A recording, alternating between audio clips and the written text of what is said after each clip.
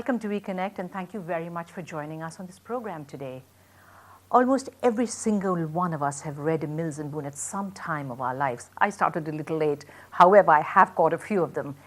And my guest here today is the first Indian to actually be commissioned to write 4 books for the Mills and Boon series. Shoma Narayanan is here with me. Interestingly, she's a banker, a full-time one at that, a full-time mother as well, and of course now she'll be writing for Mills and Boon. It's my distinct pleasure to have you here with us today, Shoma. Thank you so much indeed.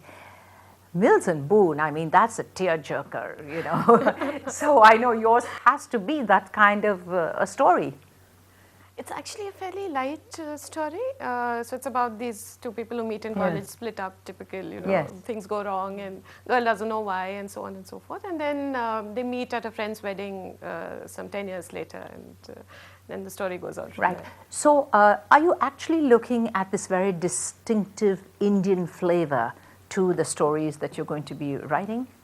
Yes, because I think that's what the publishers are looking for as well. So when I wrote the first book, I didn't really know it was going to, get published globally. So I was writing with a completely Indian audience in mind, and it was only when I finished writing it that my editor came back and said that, this is going global, so you might want to explain some of the Indian references. Okay, that's very interesting. That is interesting.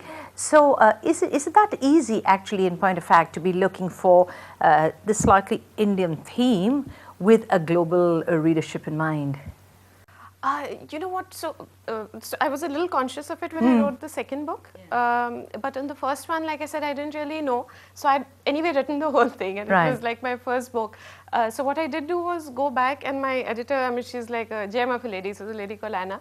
So she'd annotated it and said that, this bit, I mean, you've explained it to me over the phone, but I have no idea whether, an average British or US reader will understand what you're talking about. So things like a haldi ceremony, for example. That's right, yes. Right, or why an Indian girl would be worried about what her parents think, or why, a successful, intelligent man would even think of coming back to India to go into an arranged marriage. So all of those things needed to be explained. But it's kind of woven into the story. So it's not like, okay, here Indian factoid coming up, and so it's not like that. Right. It's all woven. But having said that, it is in fact a sort of little kind of a mirror on our society, the way we live, some of our customs, some of our traditions. That's a good thing in a way, isn't it? Yes, yes. So now, I haven't read your book, but I probably will. It's probably a very urban setting at the moment, right? So do you believe that the rest of your books might go into the rural areas, might make it slightly different, or aren't you thinking that far ahead? Actually, my third book, while the characters are from like big city people, so to speak, it's set in Jabalpur, which is the city where I grew up, and that's like, it's not like rural exactly, but it's a small town. It's not like a Bombay or a Chennai. It's a small town place, yes. Yeah. So winning this thing and getting into this competition, getting into this whole thing of writing, you were telling me you've been writing short stories. This is, do you think there's a little bit of a quantum leap here? Yeah, so like I said, it's not fully sunk in yet. So great excitement still, I think. Yeah, so I'm pretty excited about it because, I had this, kind of checklist of things that I wanted to do, so this was like the last one on them. So I wanted to be a banker, I wanted to, get married, live happily ever after, have 2 kids, 1 boy, 1 girl. So all of that's done, and this writing a book was, the last undone thing on that checklist. Right. Writing these kind of stories, love stories, how easily does it come? I mean, do you take sort of, scraps from other people's lives? Do you sort of ask around people? I mean, some of it, it's not all fiction really, because although it might appear to be so.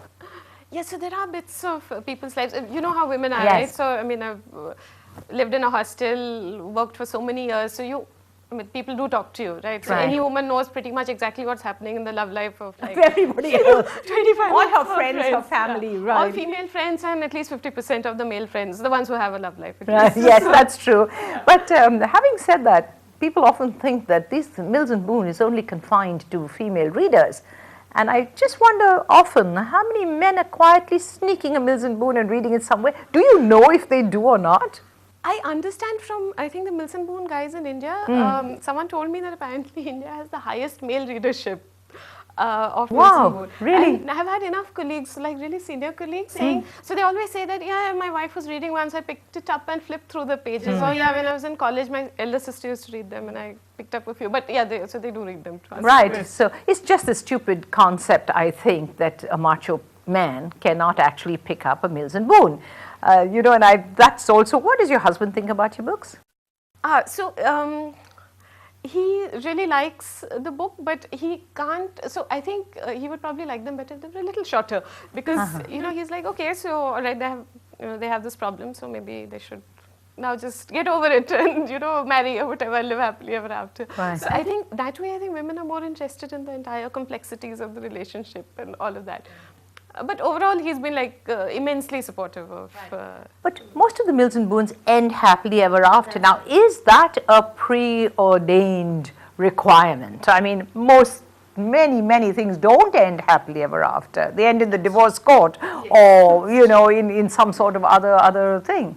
Yeah. So the books normally end with the couple getting together with either actually getting married or living happily ever after, whatever. There's this implication of living happily ever after. So yeah, I agree that things do go wrong in many relationships, but on the other hand, there are lots of happy marriages, and that way I think in India, probably people go into marriage with fewer, or they're more realistic. They go in with fewer expectations, so to speak. Not quite so disappointed then. Exactly. So, you know, so at least I see so many happy marriages around me, and I think that's something that also needs to be celebrated in a way, because there's too much always being written about the bad stuff. Yes, that is true. How much control does the publisher have over your material? In terms of storyline, perhaps, or language, or what? What if a publisher comes and massacres your entire, maybe story flow or whatever? How do you deal with it? Does it happen a lot? No, it doesn't actually. Really? So I had this preconceived notion that, you know, like the editor will probably actually tell you that, you know, cut this bit out or write this differently or write this instead. It's not like that at all. It's an amazing process, because, you know, they ask you for the storyline. They tell you that, okay, these plot points are a bit weak. This is the reason. Now you fix it. So they won't tell you how to fix it, or so that's your job. So you fix it. They might sometimes give you suggestions if you're stuck. And in terms of language, etc., I was at least given complete freedom. Okay. So there was no interference at all. So it was like, that's a good healthy way to start, isn't it? Yes. Yeah, Shoma, I'm going to ask you to hold on for a very short while. We'll take a very quick break here and reconnect and get right back with you, please. Don't go anywhere.